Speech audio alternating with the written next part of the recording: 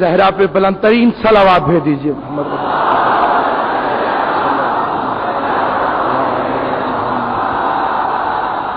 بیمار مومنین کی صحت یابی کے لیے اور مومنین کے وسعت رزق کے لیے، ارواح مومنین پر رحمت کے لیے مل کے بآواز بلند صلوات بھیج دیجیے محمد صلی اللہ علیہ وسلم۔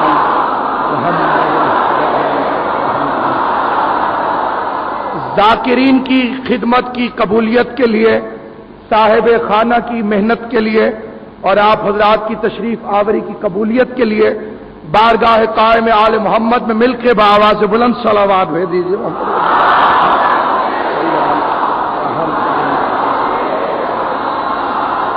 اعوذ باللہ السمیع العلیم من الشیطان اللعین الرجیم، بسم اللہ الرحمن الرحیم، الحمد للہ الذی ہدانا لہذا وما كنا لنهتدی لولا ان ہدانا اللہ لقد جاءت رسل ربنا بالحق والصلاة والسلام وعلى التحیات والاکرام علی سید اسلم ما فی الوجود سر اللہ فی کل موجود نقطۃ دائرۃ الوجود صاحب لواء الحمد والمقام المحمود خاتم لما سبق والفاتح لمن خلق المعلن الحق بالحق ابی القاسم محمد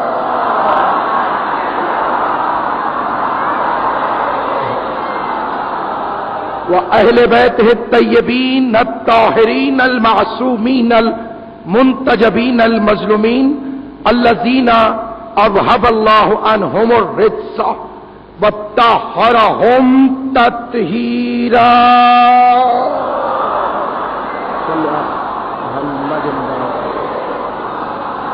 سیما بقیت اللہ المنتظر امام زماننا هذا روحی و ارواح العالمین للتراب المقدم الفدا عجل اللہ تعالی فرجہ الشریف وسهل اللہ تعالی مخرجہ الشریف ولعنت اللہ دائما باقیہ علی اعدائهم اجمعین اما بعد قال سبحانہ وتعالی بسم اللہ الرحمن الرحیم انما یرید اللہ لیذہب عنکم الرجس اہل البیت وَيُطَهِّرَكُمْ تَطْهِيرًا۔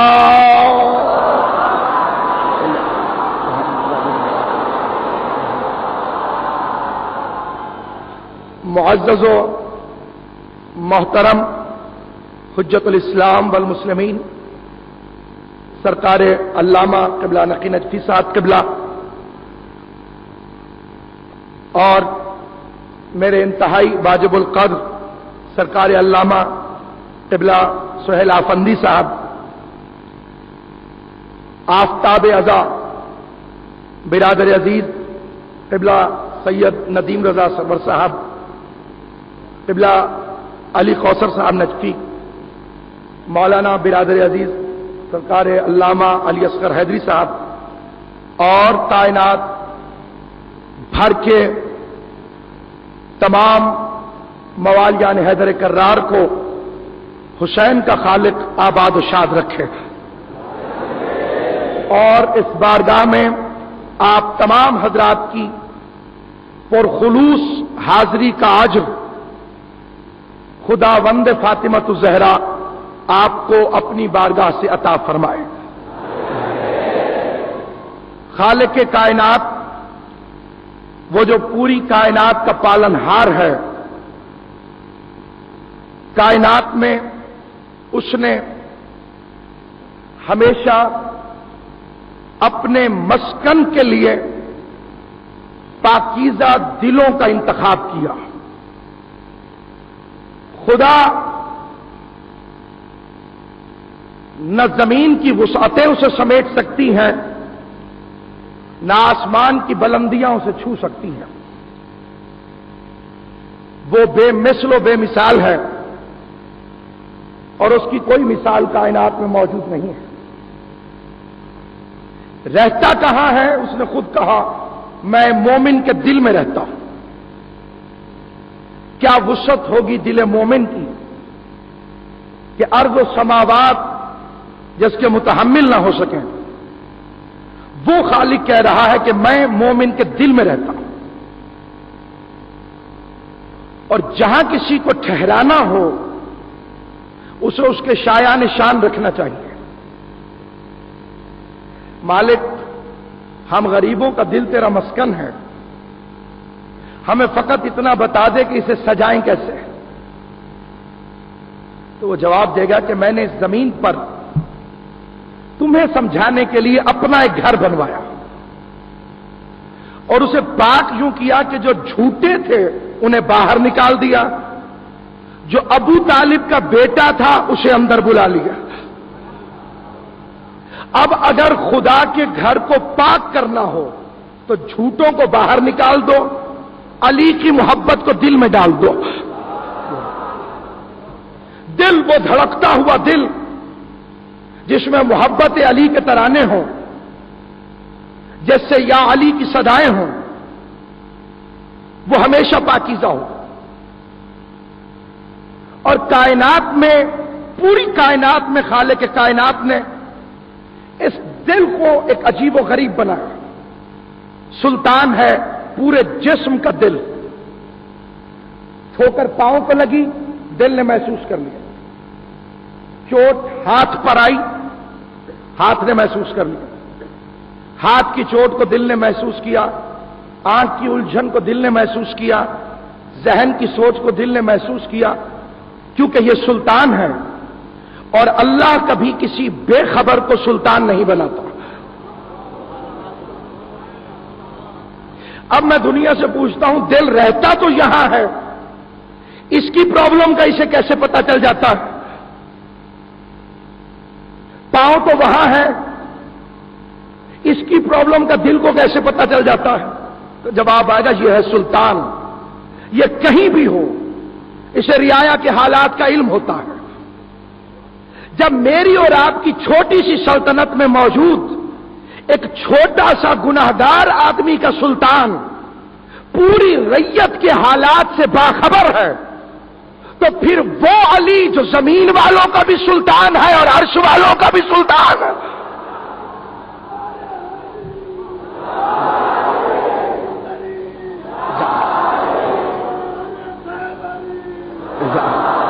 دنیا کہتی ہے کہ اللہ سے مانگو، وہ دیتا ہے، علی سے مت مانگو. مگر تو دنیا کو غلط فہمی ہوئی ہے، ہم نے تو علی سے کبھی مانگا ہی نہیں. ہم جب مانگتے ہیں خدا سے. فقیر کی عادت ہے دروازے پر دستک دینا، جو گھر سے نکلے ہاتھ پھیلا دو. فقیر یہ تو نہیں پوچھے گا اندر سے نکلنے والے کا اپنا آئی ڈی دکھائیے، آپ کرایہ دار ہیں، مہمان ہیں، مالک ہیں، کیا ہیں. اس نے دینی ہے دستک، جو باہر نکلا ہاتھ پھیلا دیا. ہم کیا کریں؟ ہمیں خدا کے گھر سے علی کے سوا کوئی نکلتا ہوا نظر ہی نہ آیا. جاتے ہوئے نظر آئیں گے، باہر آتا ہوا کوئی نظر نہ آئے. اور اس نے طاہر رکھنے کے لیے کہا دل پاک ہوگا، طاہر ہوگا تو اس میں میں آؤں گا. میں اور طہارت کا ایک عجیب کنسپٹ ہے، میں نے کل بھی آپ خدمت میں عرض کیا تھا، اور آئے تطہیر کے عنوان میں آج مجھے موضوع سمیٹنا ہے، آپ سے عرض کروں. دیکھیے، ہمیشہ خالق کائنات نے پاک کرنے کے لیے مختلف چیزیں رکھی. علماء کرام موجود ہیں، مجھ سے بہتر جانتے ہیں. ایک ہے چھوٹا سا جگ ہو یا چھوٹا سا کوئی برتن ہو اور اس میں پانی رکھا ہوا ہو، اور میرا ہاتھ نجس ہو اور میں سیدھا جا کر اس لوٹے میں یا اس جگ میں پاک کرنے کے لیے اپنا ہاتھ ڈال دوں. اور اب کسی عالم دین سے پوچھوں یہ پاک ہو گیا؟ تو کہیں گے آپ بے وقوف ہیں، آپ نے اس لوٹے کے پانی کو بھی نجس کر دیا، کیونکہ اس کی وسعت ہی اتنی نہیں تھی کہ وہ اس نجاست کو پاک کر سکے.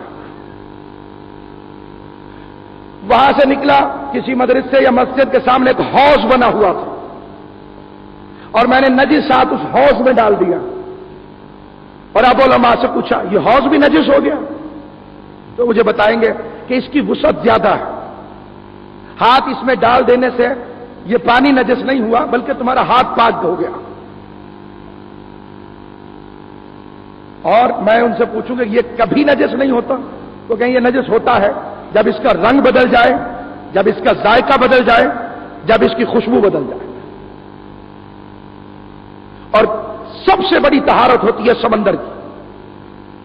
اس میں ہاتھ ڈال کر کوئی کہہ سکتا ہے کہ سمندر نجس ہو گیا؟ تو کہیں گے یہ تو سمندر ہے، اس کی وسعت ایسی ہے، اس میں پوری جہان کی نجاستیں ڈال دو، خود بھی پاک رہے گا، نجس کو بھی پاک کر دے گا۔ تو اب یہیں سے میں اپنی تقریر کا آغاز کرتا ہوں۔ ایک ہے چھوٹے سے جگ یا کسی چھوٹے سے ظرف کی طہارت، وہ ہے عوام الناس۔ اگر پانی سے شک زیادہ بڑھ جائے تو نجس ہو جائے گا۔ دوسری ہے حوض، وہ ہے علماء کی طہارت۔ جب تک رنگ نہیں بدلے گا پاک رہیں گے، جب تک خوشبو نہیں بدلے گی پاک رہیں گے، جب تک ذائقہ نہیں بدلے گا پاک رہیں گے، جب رنگ پہ امیر شام کے ڈالروں کا رنگ چڑھ جائے، جب خوشبو میں سقیفہ کی بدبو شامل ہو جائے، جب ذائقے میں یا علی مدد کی مخالفت ہو جائے،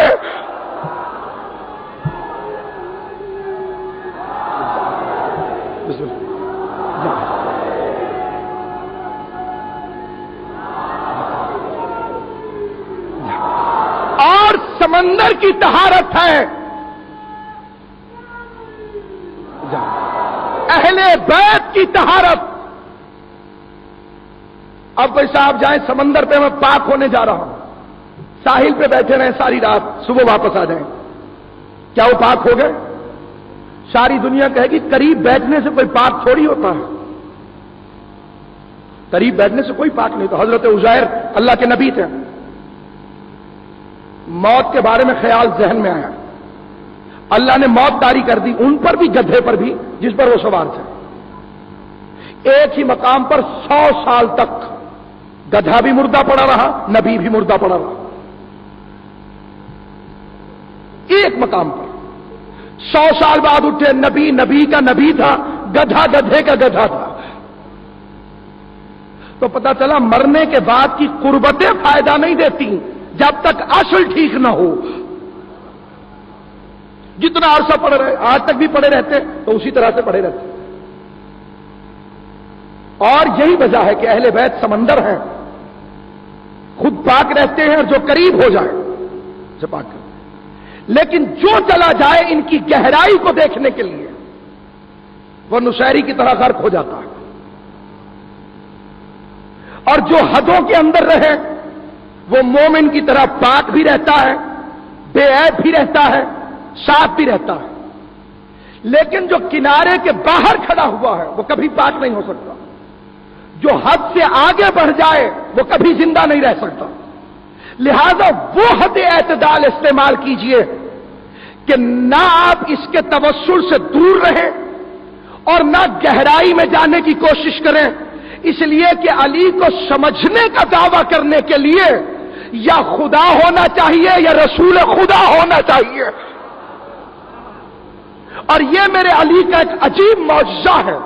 رسول خدا نے فرمایا اللہ کو نہیں پہچانا سوائے میرے اور علی کے، اور پھر فرمایا مجھے نہیں پہچانا سوائے اللہ کے اور علی کے، اور پھر فرمایا کہ نہیں پہچانا علی کو سوائے خدا کے اور میرے۔ آپ خود فیصلہ کیجئے گا، علی تو اس ہستی کو کہتے ہیں جسے پہچاننے کے لیے علی سے بڑے چاہیے۔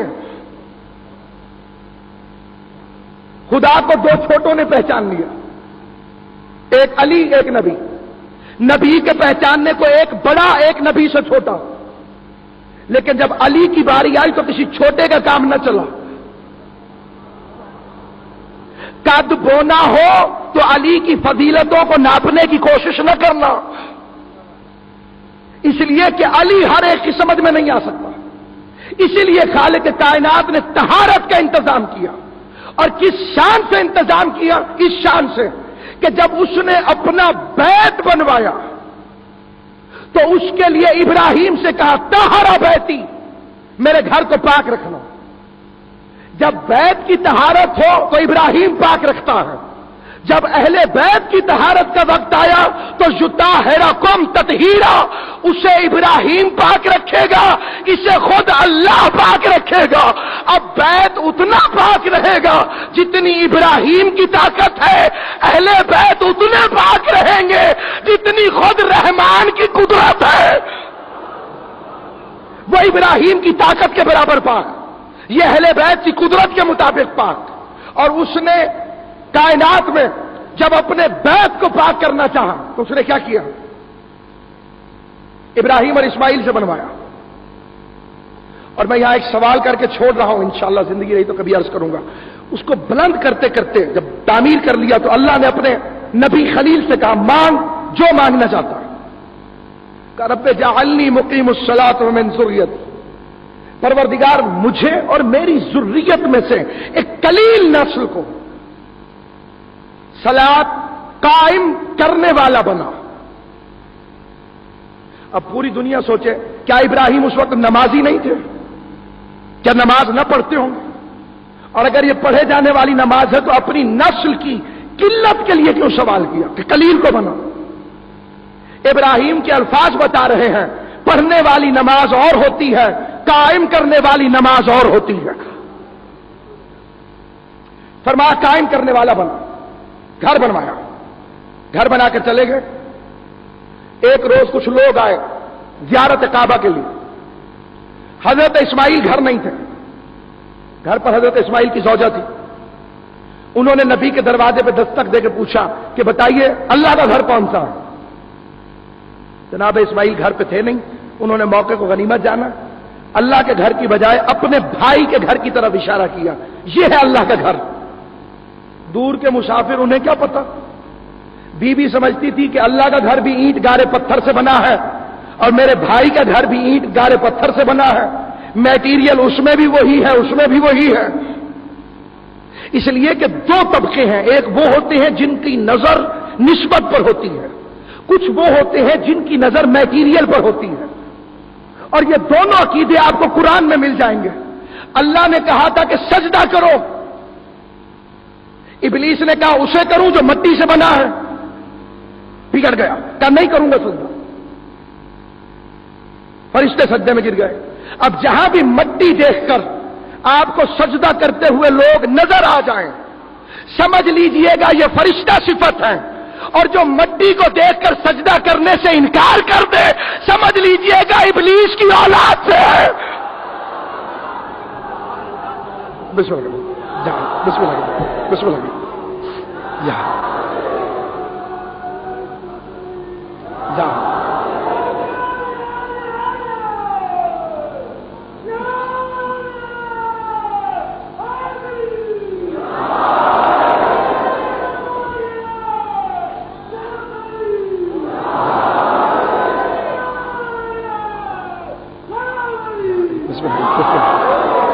خاک کے سامنے سجدے سے انکار صفت شیطانی ہے،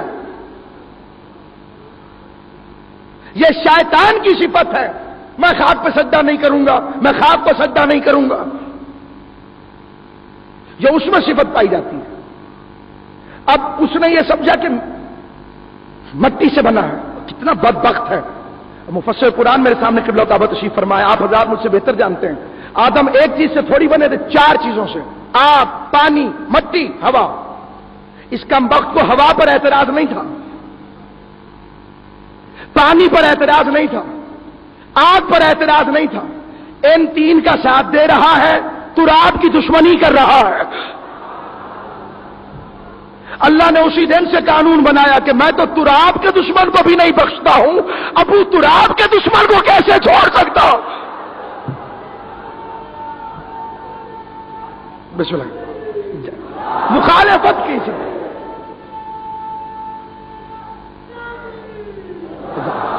اب خالق کے کائنات ایک مل کے صلوات بھیج دیجیے محمد و آل محمد پہ بلندہ حصول خیر و برکت کے لیے تمام حضرات مل کے صلوات بھیج دیجیے محمد و آل محمد۔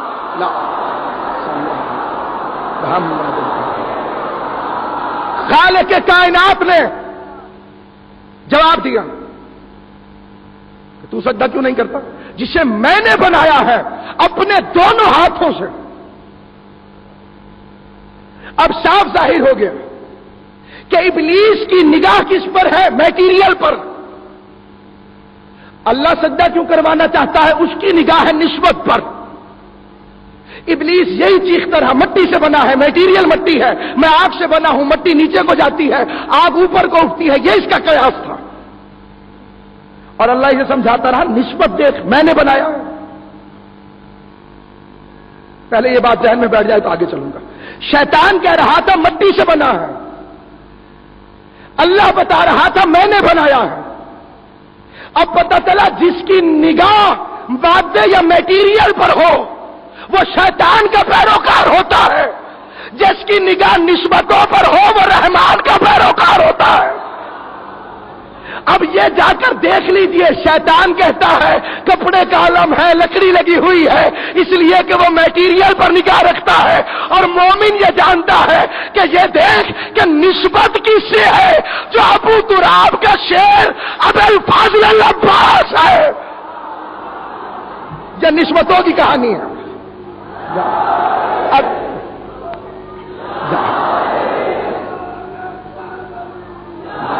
ظاہر بینوں کی نظر میٹیریل پر، اب اس کی نگاہ بھی میٹیریل پر تھی کہ میرے بھائی کا گھر بھی اینٹ گارے پتھر سے بنا ہے، اللہ کا گھر بھی اینٹ گارے پتھر سے بنا ہے، کچھ فرق نہیں ان دونوں میں، ایک ہی جیسے ہیں بالکل۔ اشارہ کیا، وہ غریب مسافر پردیسی طواف کر کے واپس چلے گئے۔ اللہ نے اسماعیل کو خبر دی، اسماعیل آج تیری بیوی کی غلط بیانی کی وجہ سے لوگ آئے تھے اور میرے گھر کی بجائے آپ کی بیوی کے بھائی کے گھر کا طواف کر کے چلے گئے۔ نبی رنجیدہ ہوا، پریشان ہوا۔ اللہ نے کہا اسماعیل تجھے گھبرانے کی ضرورت نہیں ہے، میں تجھے اس کا بندوبست دوں گا، میں اس کا طریقہ بتاؤں گا۔ مالک بتا؟ کہا ایک چادر لے، اپنی ماں کی چادر، رنگ جس کا کالا، وہ ڈال دے میرے گھر کے اوپر۔ کیوں؟ تاکہ دنیا کو پتہ چلے جو بیت ہے وہ چادر کے نیچے ہے۔ ابھی بھی مولا آپ کو لے جائے، حرم اور ہے بیت اور ہے۔ حرم ہے چاروں طرف، سارے پہ کپڑا تھوڑی ہے، سارے پہ چادر تھوڑی ہے، چادر ہے صرف اس کالے سے مکان پر، کیونکہ وہ ہے بیت۔ اللہ نے کہا چادر ڈال بیت کے اوپر تاکہ دنیا کو پتہ چلے کہ جو چادر کے نیچے ہے وہ بیت ہے، تاکہ آنے والوں کو پریشانی نہ ہو، تاکہ ڈھونڈنے والوں کی جستجو میں زیادتی نہ ہو، تاکہ دیکھنے والا اپنے دل کی نگاہ سے پہچان لے کہ جو چادر کے نیچے ہے وہ بیت ہے، جو چادر کے باہر ہے وہ حرم ہے، جو چادر کے نیچے ہے وہ بیت ہے، جو چادر کے باہر ہے وہ حرم ہے۔ نبی کے گھر میں بھی بڑا رش ہو گیا تھا، حرم اتنے ہو گئے تھے کہ معلوم نہیں ہوتا تھا حرم کون سے ہے، اہل بیت کون سے ہے۔ وہاں اللہ نے ہاجرہ کی چادر ڈلوائی، یہاں اللہ نے فاطمہ کی چادر ڈلوائی۔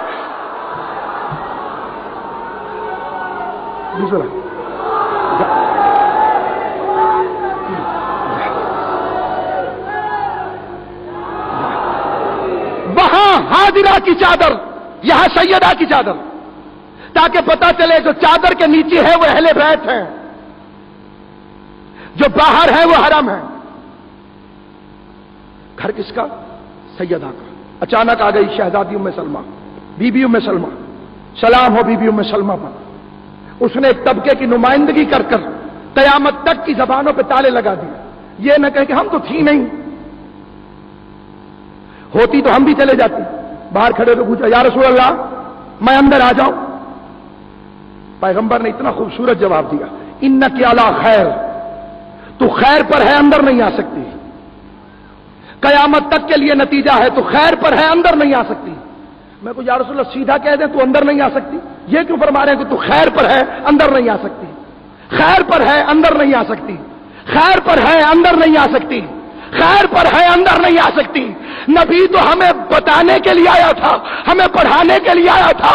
اب کوئی نہ سمجھے تو اللہ اس کو سمجھے کہ اس کی سمجھ میں اب بھی نہ آیا۔ جب چادر تطہیر میں خیر والی نہیں آ سکتی تو شر والی کو داخلہ کیسے مل سکتا؟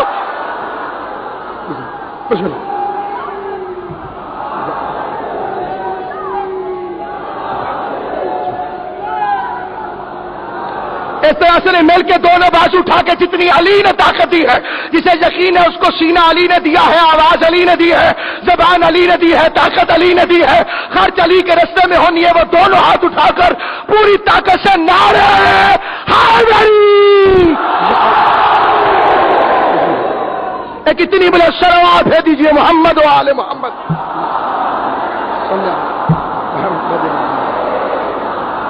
آپ خیر پر ہیں لیکن اندر نہیں آ سکتی، تو جو چادر کے اندر آنے کے مستحق نہیں ہیں وہ منبر پہ بیٹھنے کے مستحق کیسے ہو گئے؟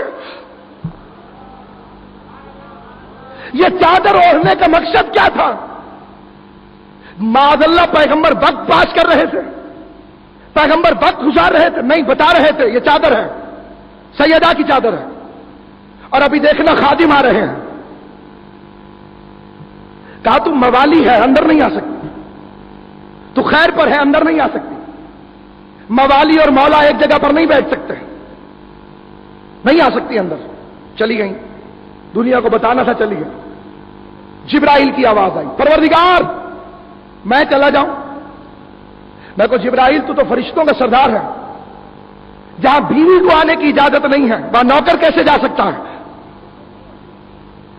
تو جواب آئے گا تمہیں پتا نہیں ہے کہ میں نے اپنی چشم عصمت سے دیکھا کہ چادر کے نیچے ہے کون کون، ایک تھا سید الانبیاء، ایک تھا سید الاوصیاء، ایک تھی سیدۃ النساء، دو تھے سیدہ شباب اہل جنہ، کہا یہ نبیوں کا سردار، یہ ولیوں کا سردار، یہ عورتوں کی سردار، یہ جنت کے جوانوں کے سردار، میں سمجھ گیا غلاموں کا مجمع نہیں ہے سرداروں کا مجمع ہے۔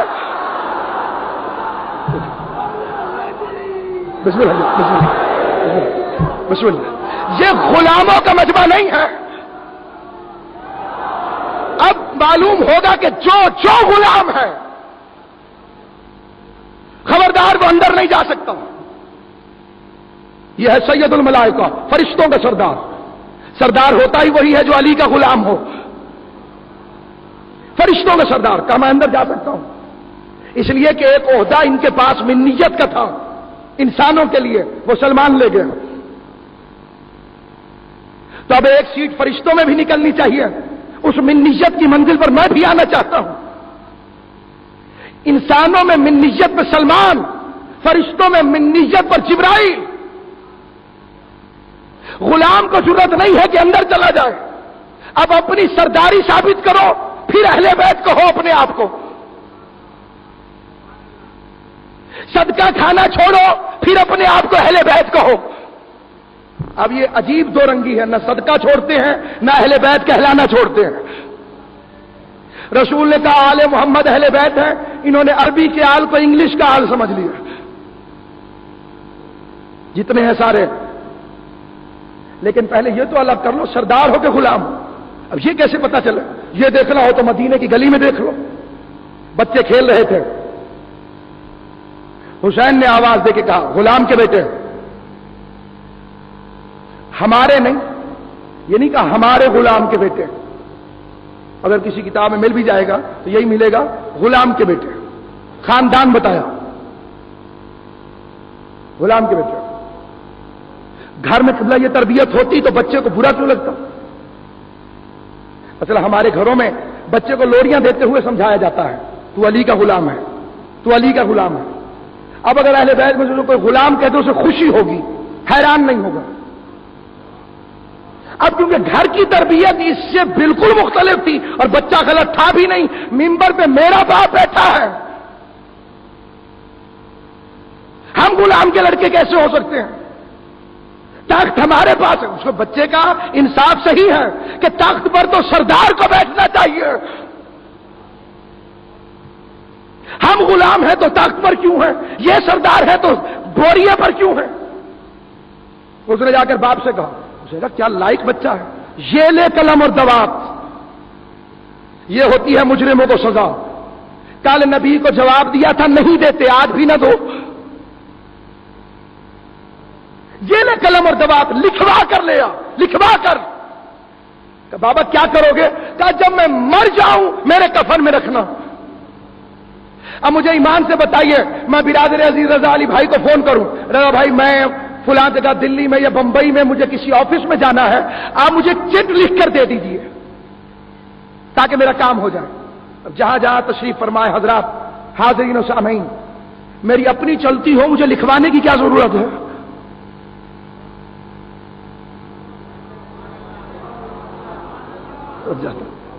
اگر اس آفس میں میری اپنی جان پہچان ہے، میں چٹ لے کر کیوں جاؤں گا؟ معلوم ہوا مجھے کوئی نہیں جانتا وہاں پر۔ سوچ کے ماننا ماننے والوں، جسے خود کوئی نہیں جانتا وہ تمہیں کیسے بچوائے گا؟ اور چیٹ اپنے لیے لکھوائی ہے۔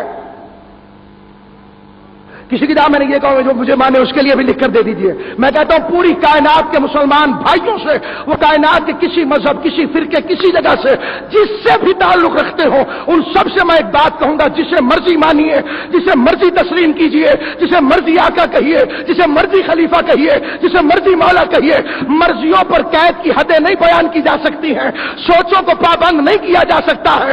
اپنی سوچ جسے ماننے پر اجازت دے ضرور مانیے، لیکن میں ایک مسافر ہو کر آپ کی خدمت میں ایک التماس کروں گا کہ پہلے مشکلوں کو پتہ کر لیجئے کہ مشکل کس وقت پر آئے گی۔ مشکل زندگی میں نہیں آئے گی، مشکل جو اصلی شروع ہوگی پہلی مرنے کے وقت، دوسری قبر کے اندر، تیسری حشر کے اندر۔ موت مشکل ہے، قبر مشکل ہے، حشر مشکل ہے، موت مشکل ہے، قبر مشکل ہے، حشر مشکل ہے۔ اپنے کسی پیر کا نام بتاؤ جس نے ماننے والوں سے کہا ہو مجھے مانو جب مرو گے میں آؤں گا، مجھے مانو تمہاری قبر میں آؤں گا، مجھے مانو تمہیں بچانے میں حشر میں آؤں گا۔ عقل کے ناخن لو، جو زندہ نبی کی مدد کو نہیں آیا وہ مردہ امتی کی مدد کو کیسے؟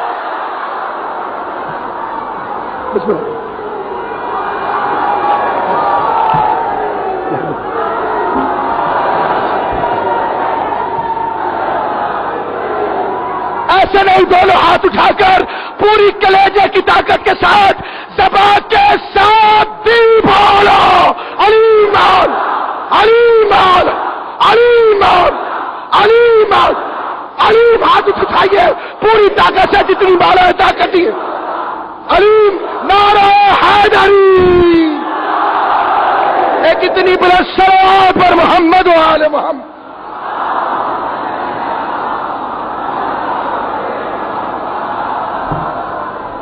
جائیے، وسعت قلبی سے کہہ رہا ہوں، انسانیت کی فلاح کے لیے کہہ رہا ہوں۔ قبر میں نہ میں نے آنا ہے نہ کسی اور نے آنا ہے، خود امتحان دینا، خود سوچو۔ اچھا چلو کسی پیر نے، کسی راہبر نے، کسی امام نے مذاق میں کہہ دیا ہو، سیریس بھی نہ ہو، ایسے بیٹھے بیٹھے خوش کرنے کے لیے روایتوں میں ہے، علماء اہل سنت والجماعت ہمارے بھائیوں نے تحریر کیا ہے کہ حضرت سلیمان بن داؤد کا تخت جا رہا تھا تو ایک چڑا اپنی چڑیا سے کہہ رہا تھا سلیمان کی کیا حکومت ہے، پر مارے اور تخت گرا دیں۔ حضرت سلیمان تو سن لیتے تو انہوں نے بلوا لیا، کہا تو نے یہ کہا؟ حضرت کہا سرکار بادشاہ ہیں آپ، بیویوں کے سامنے بھی کچھ نہیں کہنے دیتے۔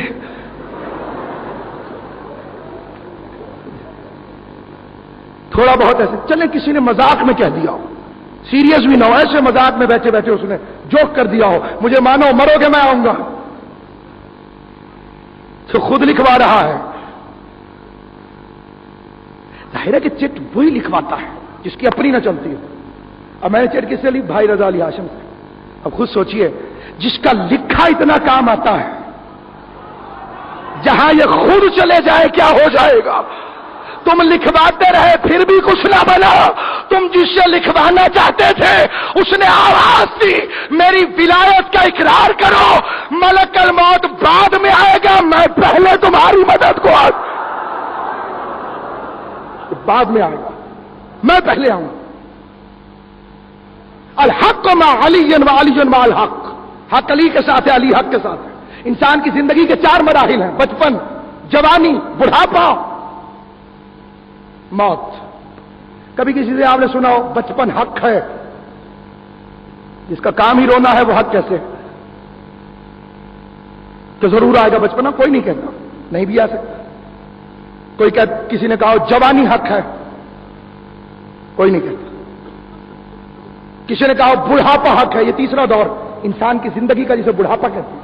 کبھی کوئی نہیں کہتا کہ حق ہے. اور اس دور میں انسان لالچی ہو جاتا ہے. چیزیں جمع کرنے کا شوق پڑ جاتا ہے تیسرے دور میں, بڑھاپے میں.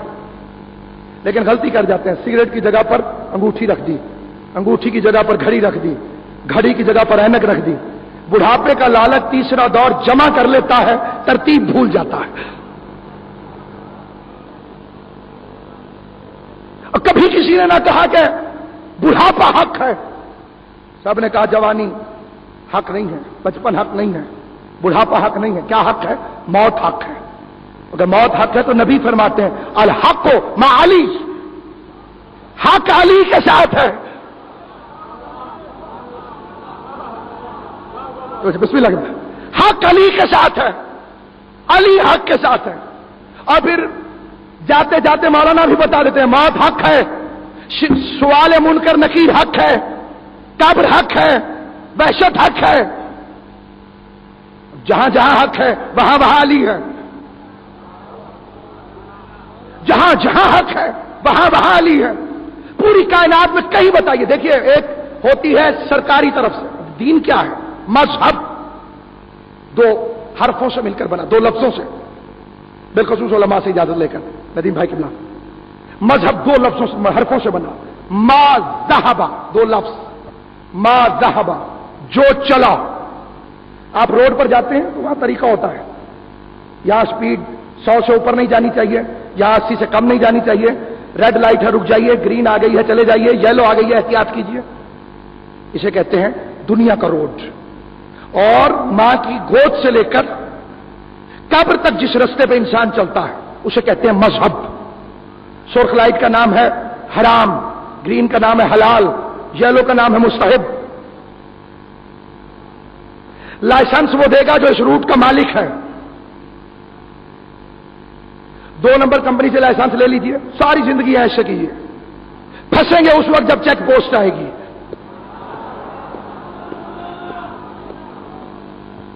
بی بی کے صدقے میں قبلہ ندیم رضا سرور صاحب دنیا کے پہلے سے آخری کونے تک کے ذاتی ہیں. آپ حضرات بھی دنیا دیکھتے ہیں. آپ دیکھیے کہ جب بھی اب بھی وہ ملک, وہ علاقے کہ جہاں پر سوسائٹی میں شراب پینا برا نہیں ہے, انہوں نے بھی قانون بنایا تھا ہر کوئی پیے, ڈرائیور نہ پیے. پوری گاڑی میں جتنے بیٹھے ہوتے پیے, ان کے لیے کوئی بری بات نہیں ہے, اسلام تو نہیں ہے ان کے پاس. ڈرائیور نہ پیے, کیوں؟ ایکسیڈنٹ ہو جائے گا. ایسے مسلمانوں سے تو وہ کافر اچھا ہے جو چھوٹی سی گاڑی کا سٹیئرنگ شرابی کو نہیں دیتا.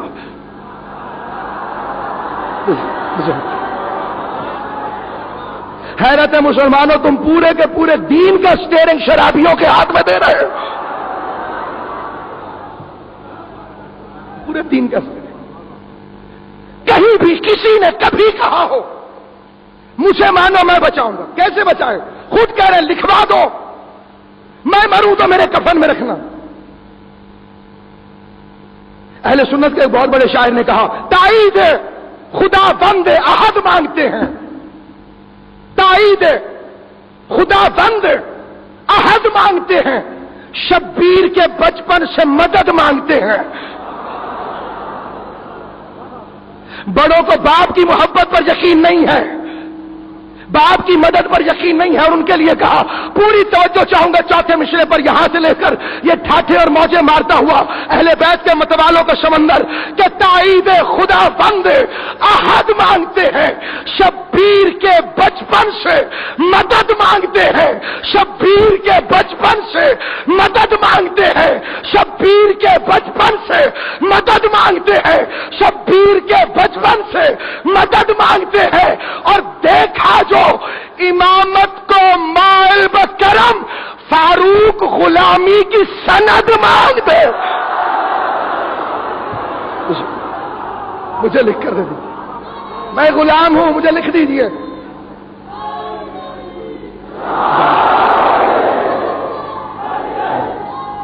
علی مل کر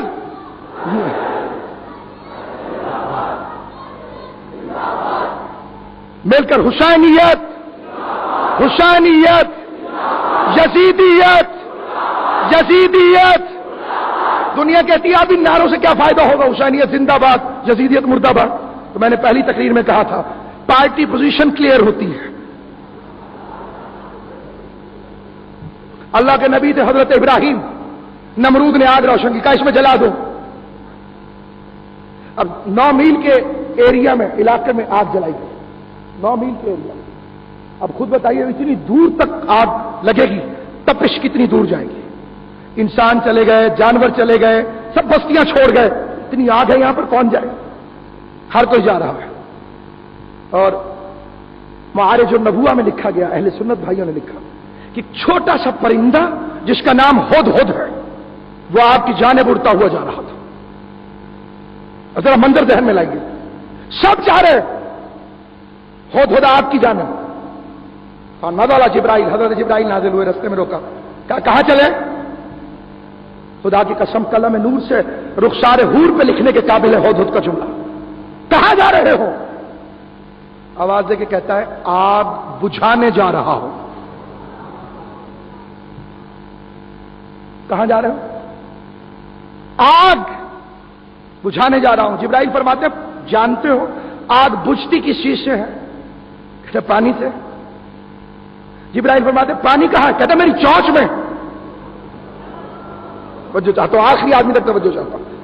آپ بھی اگر بولیں گے تو داد پڑھنے والے کے لیے نہیں ہوتی ہے، ہمیشہ شہزادی کی بارگاہ میں جاتی ہے. کہاں جا رہے ہو؟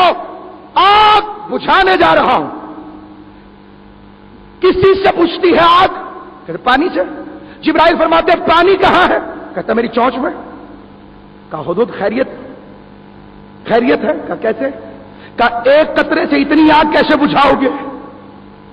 قطرہ سمجھیے گا، ایک قطرے سے اتنی بڑی آگ کیسے بجھاؤ گے؟ آؤ حسین کی مجلس میں، چلو حسین کے جلوس میں، کرو حسین کا ماتم، سوال کرو حسین کے بابا سے. اس لیے کہ مسجد میں مذہب کی قید ہے، حسین کے پاس مذہب کی کوئی قید نہیں ہے. حسین کا در ہر ایک کے لیے کھلا ہے. ہر مذہب سے میں کہتا ہوں آؤ. کیوں؟ کہا کسی سے پوچھتی ہے؟ کہا پانی سے. کہا پانی کہاں ہے؟ کہا میری چونچ میں. کہا اے ہد ہد کیا کبھی ایک قطرہ آگ سے اتنی وسیع و عریض آگ کو بجھانے کا خیال رکھتے ہو؟ کیا تم سمجھتے ہو کہ ایک قطرہ آگ سے اتنی بڑی آگ بجھ جائے گی؟ پلٹ کے کہتا ہے جبرائیل تو علی کا شاگرد ہے اور میں علی کے چاہنے والے کا چاہنے والا ہوں. قیامت تک میرے اس نیت کو یاد کر لے. جانتا تو میں بھی ہوں پانی تھوڑا ہے، آگ زیادہ ہے. پانی تھوڑا ہے، آگ زیادہ ہے. پانی تھوڑا ہے، آگ زیادہ ہے. میں بجھا نہ پاؤں گا، شاید خود چل کر راکھ ہو جاؤں، لیکن جا اس لیے رہا ہوں کہ میرے جانے سے کم از کم اتنا پتا تو چلے گا کہ میں ابراہیم کا ساتھی ہوں، نمرود سے میرا کوئی تعلق نہیں ہے. اب حسین کی مجلس سے اور کچھ ملے نہ ملے اتنا کافی ہے کہ پتہ چل جاتا ہے ہم حسین کے ساتھی ہیں. یزید پلید سے ہمارا کوئی تعلق نہیں.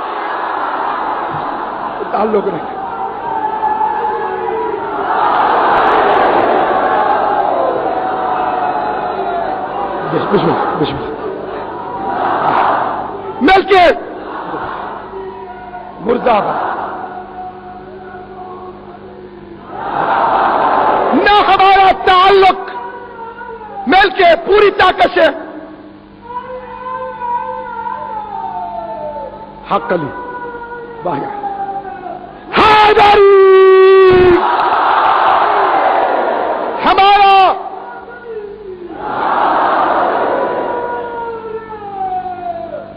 حیدری.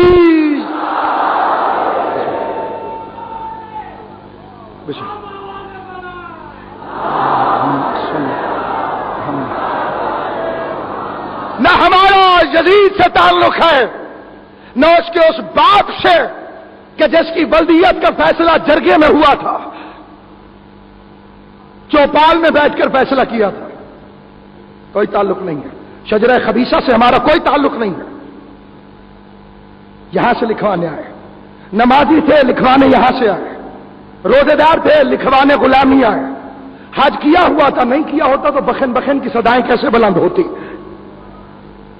نمازی نہ ہوتے تو کیسے کہتے میں سجدے سے سر اٹھا اٹھا کے دیکھ رہا تھا، حسین اپنے نانا کی پشت پر بیٹھا ہوا تھا،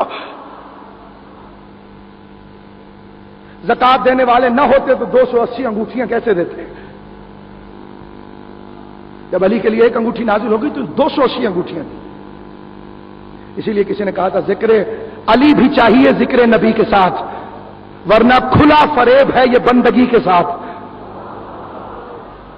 ذکر علی بھی چاہیے ذکر نبی کے ساتھ، ورنہ کھلا فریب ہے یہ بندگی کے ساتھ۔ حیدر کی ہمسری میں جو فیاض بن گئے ان کی نماز بھی گئی انگشتری کے ساتھ، نماز و 3 انگشتری، لکھوائی غلامی، بتایا نمازیں ہوں ان کی غلامی ضروری ہے، روزے کافی نہیں ہے ان کی غلامی ضروری ہے، قرآن کافی نہیں ہے، ورنہ نصارہ نجران کو رسول قرآن سناتے رہے تھے، بس میں آخری مرحلوں میں آ گیا، پوری توجہ، قرآن سناتے رہے کئی دن مناظرہ چلا، آخر اللہ نے کہا ان سے کہہ دے فقل تعالوا ندعو ابناءنا وابناءکم ونساءنا ونساءکم وانفسنا وانفسکم ثم نبتہل فنجعل لعنۃ اللہ علی الکاذبین، سے کہہ تم اپنے بیٹوں کو لاؤ ہم اپنے بیٹوں کو لائیں گے، تم اپنی بیٹیوں کو لاؤ ہم اپنی بیٹیوں کو لائیں گے، تم اپنے جیسوں کو لاؤ ہم اپنے جیسوں کو۔ اب نفس کا جو ترجمہ ہے اس میں علماء کو تھوڑی سی پریشانی ہے، کسی نے کوئی ترجمہ کیا کسی نے کوئی، قبلہ کعبہ کی موجودگی میں نفس کا ترجمہ قرآن سے پوچھتے ہیں کیا ہے، آیت لکھی ہوئی کل نفس ذائقۃ الموت، ترجمہ کیا ہے؟ ہر جان موت کا ذائقہ چکھے گی، پوچھنے کی ضرورت نہیں ہے، نفس کا ترجمہ سمجھ میں آ گیا جان، اللہ کہہ رہا ہے تم اپنی جانوں کو لاؤ میں اپنی جانوں کو لے کر آؤں، اب نبی کی جان بن کر کون گیا؟ میں اور کلیئر کر دوں، ہجرت کی شب سودا ہوا تھا، تجارت ہوئی تھی اللہ کی اور بندے کی، بیچنے والے نے نفس بیچا، مرضیاں خریدی، اب نفس اس کا ہو گیا، اب علی ہے نفس اللہ، اللہ کی جان، مباہلہ میں ہے نفس رسول اللہ، رسول کی جان، کیا کہنے ایک علی سے محبت کرو، اللہ کے بھی جانی دوست، رسول کے بھی جانی دوست، ایک علی سے دشمنی کرو، اللہ کے بھی جانی دشمن، رسول کے بھی جانی دشمن،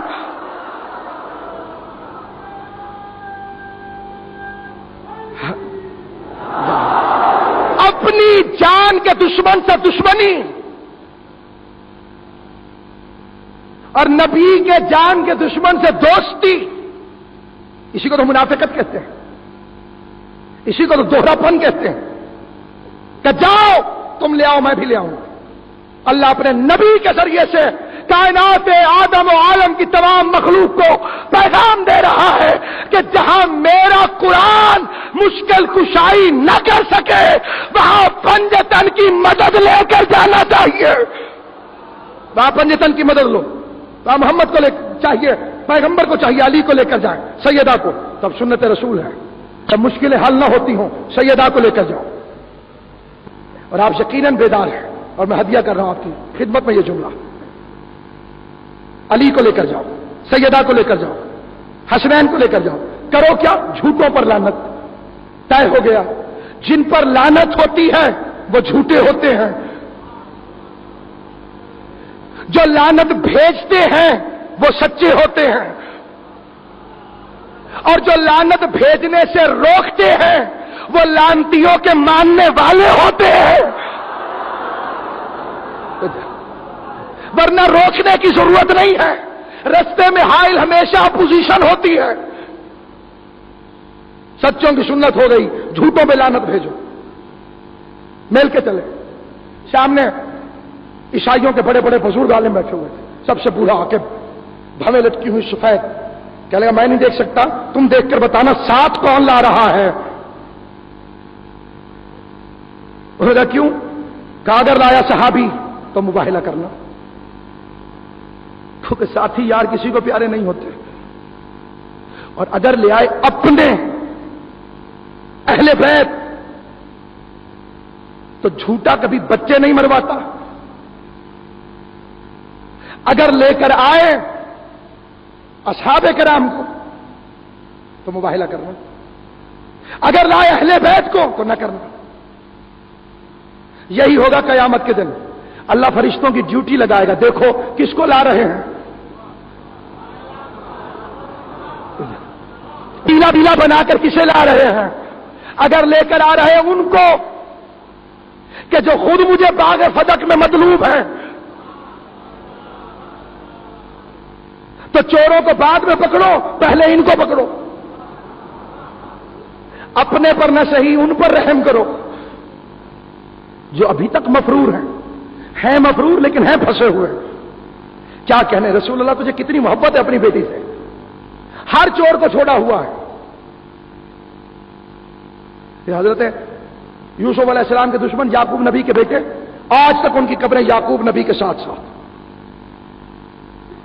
حیرت کی بات ہے، ایک عالم جلیل سید علی ابن طاؤس جو ہر شب جمعہ قائم آل محمد سے درس لیتے تھے، ان کو عالم خواب میں یعقوب نبی نظر آئے، ان سے کہا کہ اللہ کے نبی یہ تو ہیں تو آپ کے دشمن، مخالف یوسف کے دشمن ہیں تو آپ کے بھی دشمن ہیں، یہ پہلو میں قبریں کیوں بنا دی ان کی؟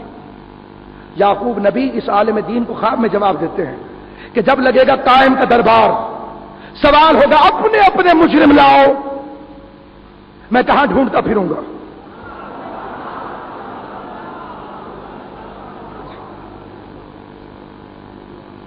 ایک لمحے میں پیش کر دوں گا۔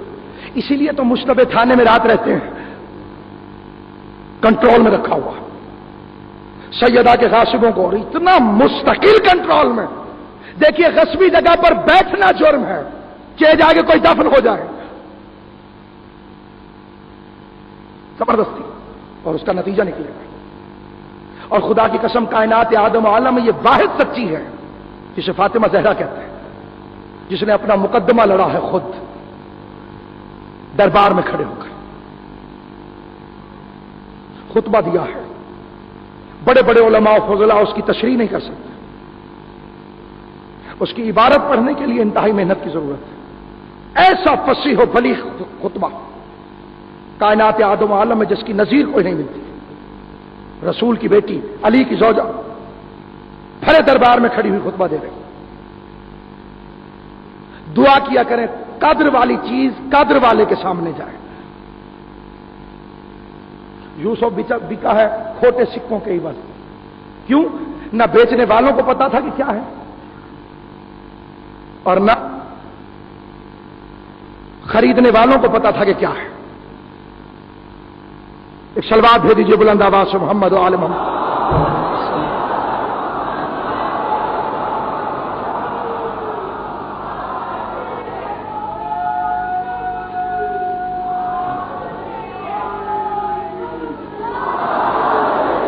نہ پتا تھا خریدنے والے کو نہ بیچنے والے، یہ پتا چلتا خریدنے والا ہوتا یعقوب،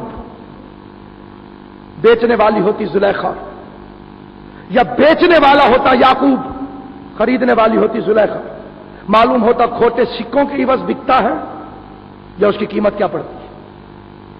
قدر والی چیز قدر والے کے سامنے جائے۔ جیسے فاطمہ حق مانگنے گئی تھی، کاش منبر پہ بیٹھنے والا رسول ہوتا، پتہ چلتا کائنات لے کر آتی ہے یا سیاہ بال سفید کرا کے واپس آتی ہے۔ بڑے دکھ دیکھے ہیں اس بی بی نے، سب سے بڑی مشکل کشا ہے یہ بی بی۔ آپ کے چھٹے امام کا فرمان ہے، جب کوئی مشکل گھیر لے اور نکلنے کا رستہ نظر نہ آئے، وضو کر کے 2 رکعت نماز پڑھو، پھر خاک کربلا پہ ماتھا رکھ کے 100 مرتبہ کہو یا فاطمہ۔ خالی واپس نہیں لوٹ آئے گی، کیوں؟ اسے خالی لوٹنے کے درد کا پتہ ہے۔ کچھ بھی نہ پڑھا جائے، رونے کے لیے دو چیزیں کافی ہیں: ماں کا صحابی کے دربار میں جانا، بیٹی کا شرابی کے دربار میں جانا۔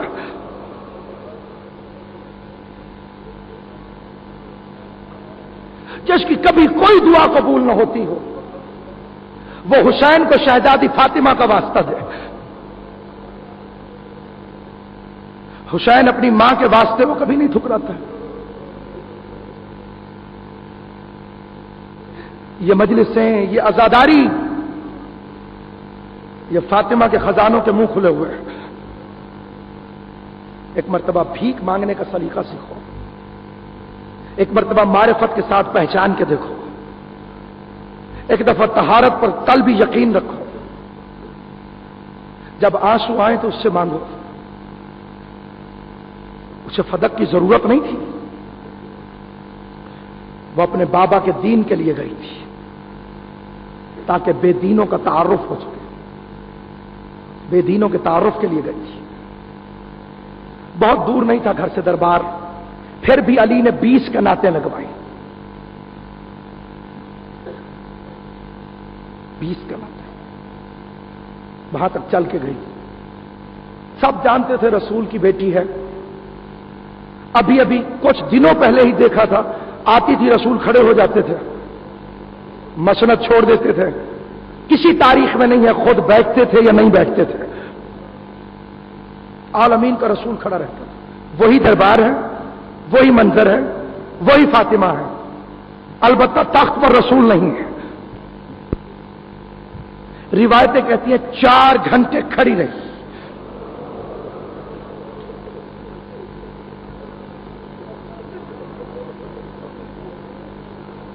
4 گھنٹے کھڑی رہی۔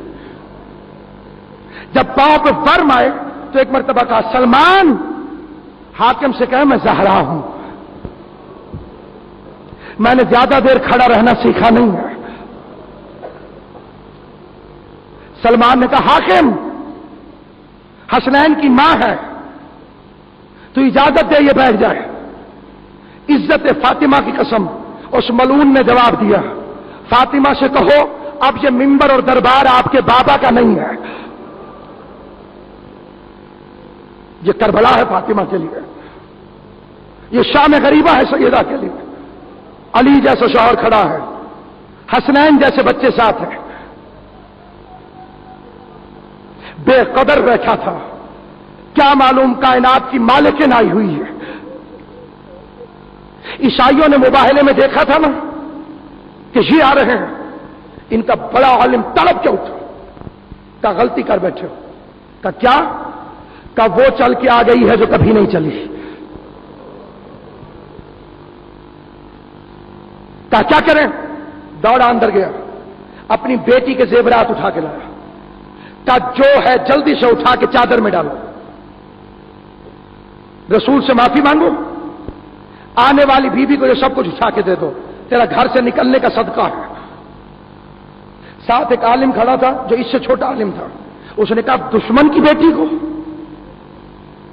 اس عالم نے اس کے منہ پہ تھپڑ مارا، کہا بیٹی دشمن کی بھی ہو بیٹی ہوتی ہے، آئی ہے خالی واپس نہیں بھیجیں گے۔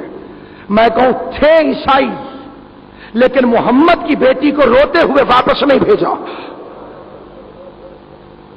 اللہ جانے کس طرح کے وہ مسلمان تھے۔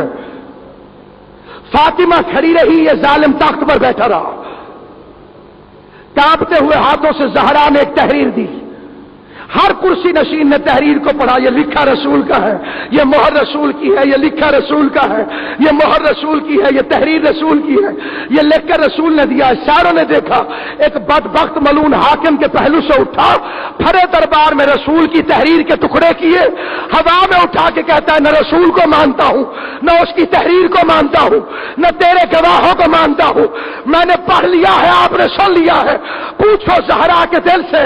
ادھر بابا کی تحریر کے ٹکڑے ہوئے، ادھر کالے بال سفید ہو گئے، کمر جھک گئی، رو کے کہا تو سب کچھ کر لیتا، باغ دیتا یا نہ دیتا، میرے علی کو جھوٹا نہ کہتا، میرے حسن کو جھوٹا نہ کہتا، میرے حسین کو جھوٹا نہ کہتا، میرے باپ کی تحریر کو نہ جھٹلاتا۔ ابھی روتے روتے حسین پہ جھکی، ماتھا چوم کے کہا حسین ان لکھی ہوئی تحریر کے ٹکڑوں سے کربلا کے میدان میں مجھے تیرے لاشے کے ٹکڑے نظر آ رہے۔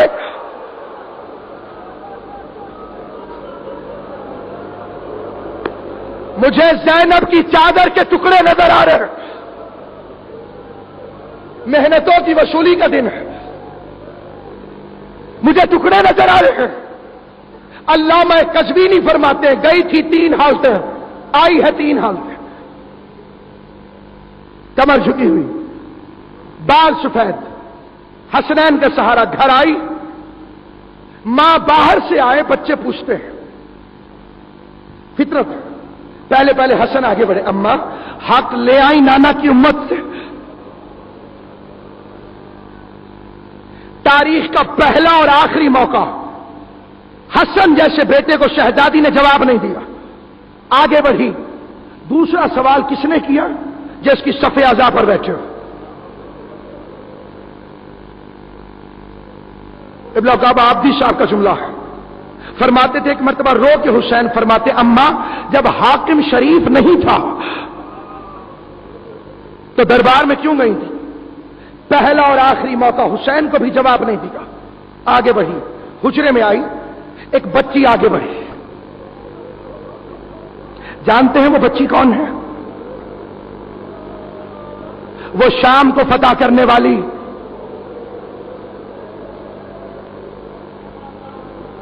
جس نے بھائی کے لاشے پہ کہا تھا حسین معاف کرنا، اماں سے شکایت نہ کرنا، سر پہ چادر نہیں رہی ورنہ کفن بنا کے پہنا جاتی۔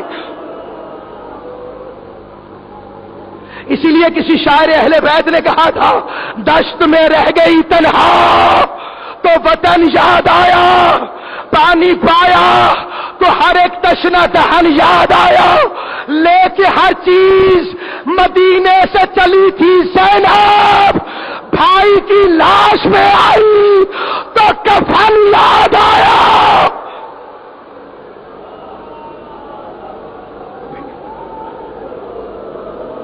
ابھی تھوڑی دیر بعد جب میں کہوں گا تو اندھیرا ہو جائے گا۔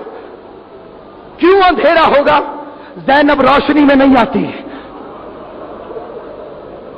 وہ تو دن کی روشنی میں کبھی نانا کے روضے پر نہیں گئی ہے۔ یہ ان پاک بیویوں کو دعوت دی جائے گی لیکن ابھی نہیں بجھائی جائیں گی، جب میں کہوں گا تب۔ زینب، شہزادی زینب، آنا محمد کی ماں زینب ایک مرتبہ آگے بڑھی اور ایک عجیب جملہ تھا، اماں آپ دربار اور اتنی دیر، سمجھیے گا ناظرین سے جملے کو جہاں جہاں پر مومنی موجود، اماں آپ دربار اور اتنی دیر۔ بیوی فاطمہ نے رو کے کہا زینب بیٹا میرے قریب آ، چھوٹی سی بچی قریب آئی، اور قریب اور قریب آئی، اور قریب آ۔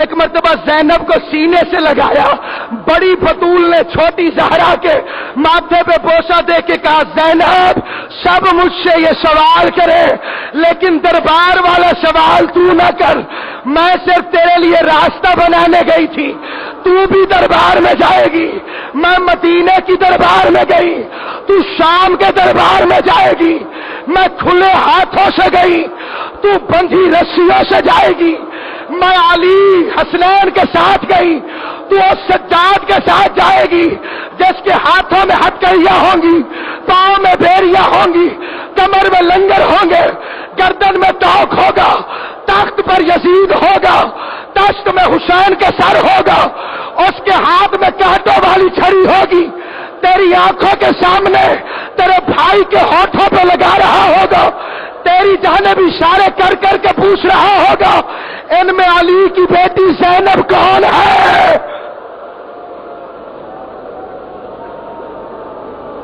جزاک اللہ، اجرکم اللہ، جعلکم اللہ من الباقین۔ مولا آپ کا شمار رونے اور رلانے والوں میں کرائے۔ عزاداران امام ایک مرتبہ شہزادی فاطمہ زہرا اب سارا دن اپنے بابا کو روتی ہے، اور ایک مرتبہ مدینے والے آ کے کہتے ہیں یا علی فاطمہ سے کہو رونے کا وقت مقرر کرے۔ اب میں مخاطب ہوں اپنی ماں سے اور اپنی بہنوں اور بیٹیوں سے، مجھے بتائیے کیا سیدہ فاطمہ اونچی آواز میں روتی ہوں گی؟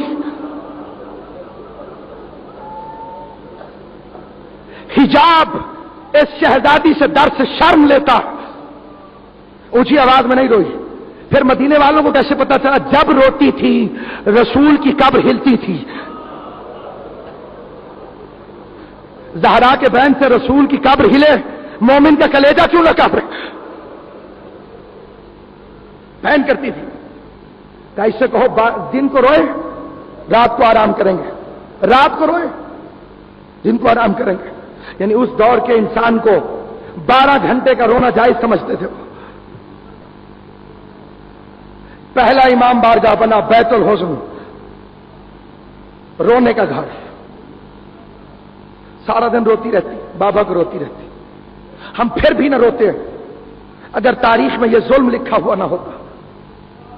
یہ بزرگوں کو مجھ سے بہتر پتا ہے، میں ان چھوٹے چھوٹے بچوں کو بتا رہا ہوں یہاں پہ بیٹھے ہوئے، دنیا کو بتا رہے ہیں 18 برس کی عمر میں